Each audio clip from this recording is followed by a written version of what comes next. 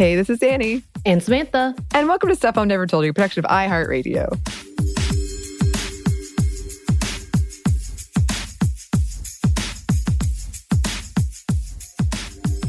Did you throw yourself off by the introduction? I threw myself off by the introduction. You know, I have to still write it down, even though we've been doing this many years.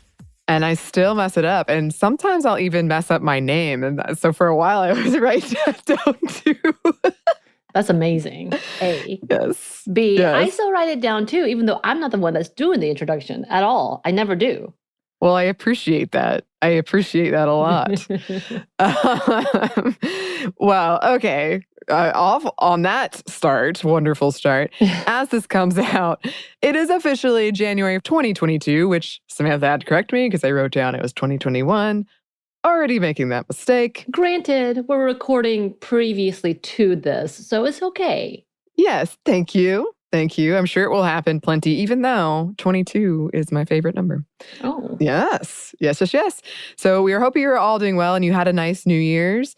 And so, yeah, we are recording this December 17th, 2021. So it's like a message from the past. But what do you suspect? Do you have any plans that you're going to do on New Year's Eve or New Year's Day? How do you think you're going to spend it? I have no idea because there are so many ups and downs and new things that are happening for this year. I've already kind of shared that this is my first time that I'm going to be spending with my partner's family for Christmas, and it feels weird. So I've never done a holiday exchange, essentially. Where you go with your partner to whatever. He came with me to Thanksgiving. I'm going with him to Christmas. But since his family lives out of state, of course, we're going to do an extended. And my family do not live out of state, so they just get a one-day visit. So I have no idea because we have no plans. And you and I are trying to make sure that we do have some time off from the typical recording schedule. So who knows? But my favorite thing to do is to sit on the couch with my dog. I think last year I was wearing a comfy. Oh. So we'll see how cold it is this year. Yeah. Whether I find a onesie comfy or my robe, which I do look like a nice suburban mother in my robe. Something along those lines, drinking a little bit of champagne just to say Happy New Year on the couch, do some texting, going to bed. That's what I assume is going to happen. Do you ever do anything on the day? So you and I have done this, but yeah, typically I will go out and search for the typical U.S. tradition of getting collard greens, black-eyed peas, cornbread. What's the other one? Usually it's a pork. Yes, product. Some kind of pork dish or such. And I will go and search for that. So whether it's going to a restaurant, a barbecue restaurant, which I have a favorite here that I go to, and we're going to pick up food to bring it, I do go into search for that. That is my tradition. Yeah. I anticipate something similar. I have a thing with numbers, and also I'm very sentimental. So I usually try to choose the movie that meant the most to me that year, I watched that, so it ends right around midnight.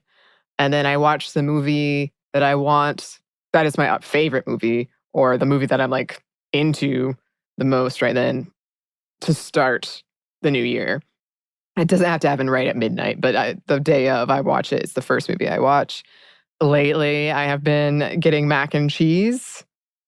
New Year's Eve. Didn't I help it. Start this tradition with you? You did. Oh, you did. Yes. Yeah, we were at a local bar, and I don't know why, I just got it in my head that I needed mac and cheese. And now it's just become, I need mac and cheese. We were at a local bar on like near New Year's Eve. Right, near New Year's Eve. It was the day before. Was it the day before? Because we had made it plans. We had, yes. And we were doing a gift exchange. Yeah.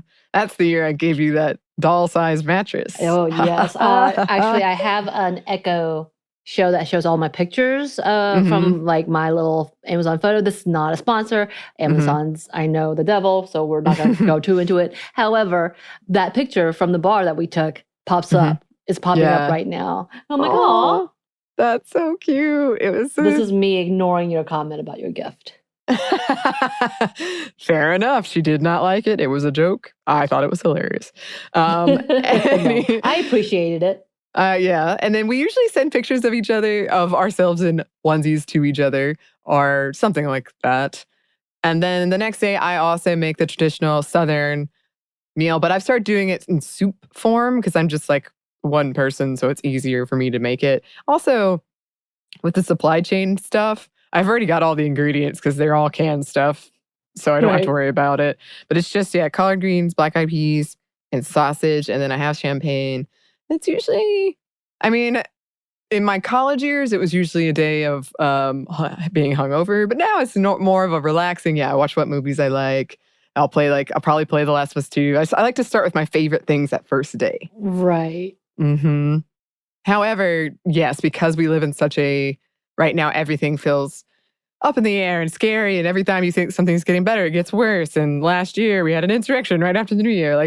Right. It is, it has become something that I'm like, oh, just please don't, something Please go don't be terribly bad, wrong. right? Mm-hmm.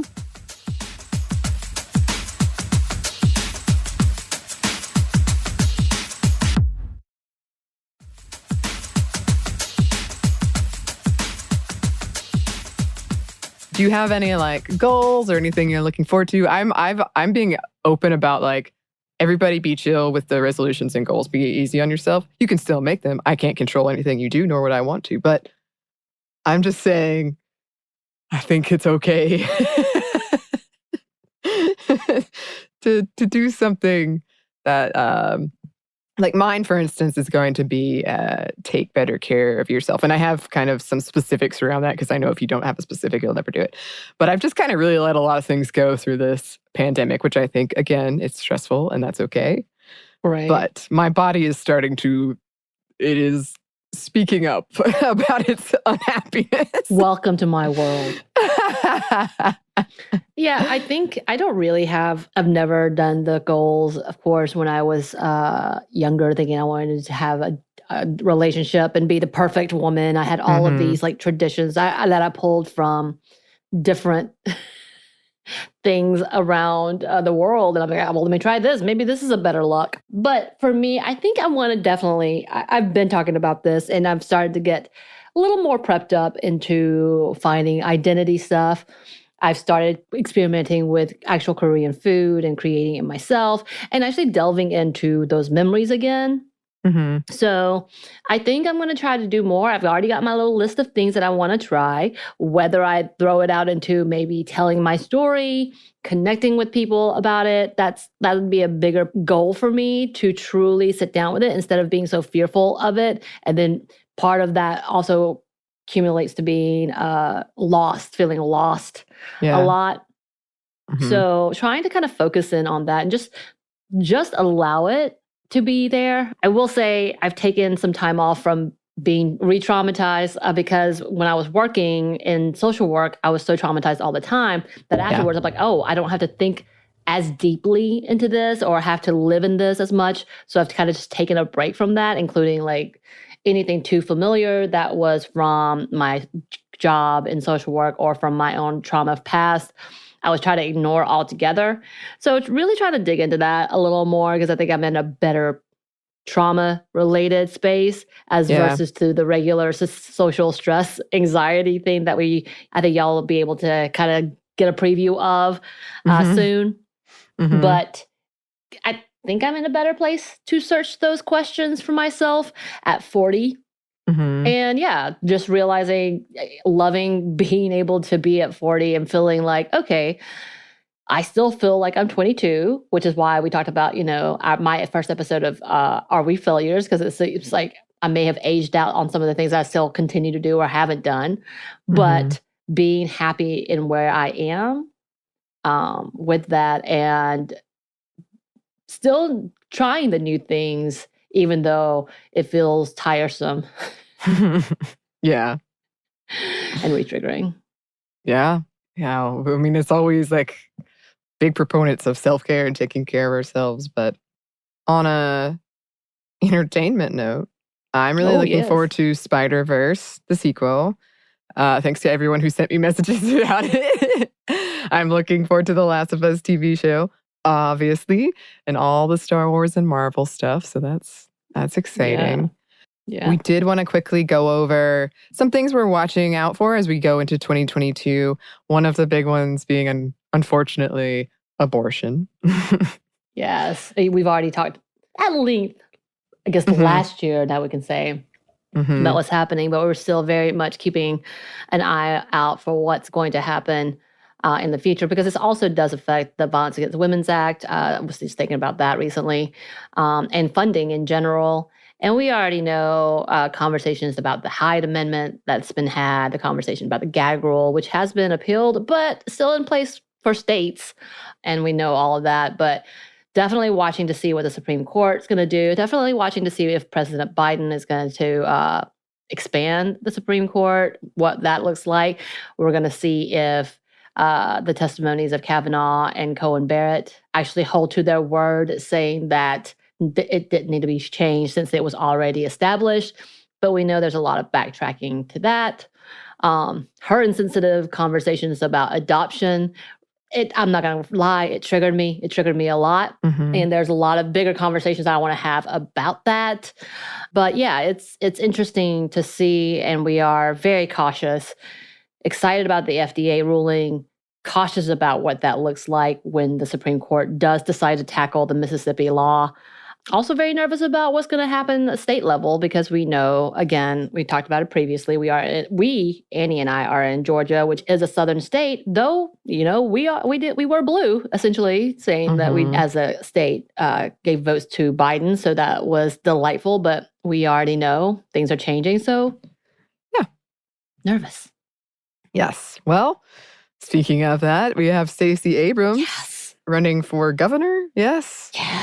So that is exciting. She has started her campaign and announced it as a governor. Funnily enough, David Perdue is back as well, who failed miserably in his Senate run, thank God. And I say miserably in that he really didn't know what to do with the Trumpian, I guess, tactics that weren't working in Atlanta, because the Black women and women of color in Georgia fought fiercely and victoriously to rally the people, essentially, no matter whatever, big things.